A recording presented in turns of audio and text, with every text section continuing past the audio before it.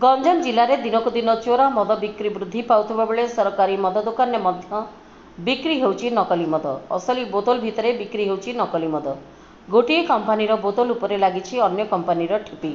एहिभଳି घटना देखिबाकु मिलिछि गंजाम जिला बुगुड़ा ब्लॉक करसिंगी विदेशी मद दुकान में। सूचना अनुसार किछि ग्राहक एही दुकान आइकॉनिक व्हिस्की किनला पर देखिथिले सेथिरे भी 7 व्हिस्कीर ठिपी लागिछि एवं भितरे किछि काठी भासुछि। एने ग्राहक दुकानी को कहवा पर से कहले आउ गोटे बदलाई नहीं जाओ।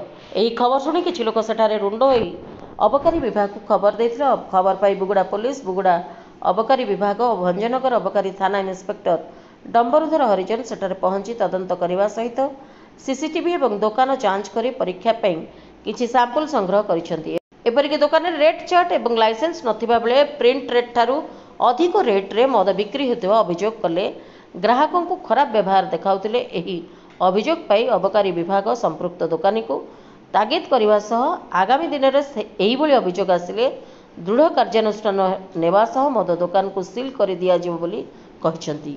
मुना Dambarudhar Harijan inspector of excise Bhanjanagar. Sir कौन कह हाँ मुझे शुणिली आम करसिंग एफएल सब्रे गोटे डुप्लिकेट माने जड़े आमर कस्टमर गोटे हाफ साइजटा नहीं आइकन रो आ से ठिपी अलग लगी बोली कम्प्लेन देते।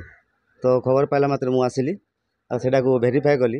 एक्चुअली से कंपानी लेवल आटा को आम लेबरेटरी को पठेबू जदि टेस्टिंग से खराब मद आसे ताले आम कार्य अनुष्ठान ग्रहण करूँ।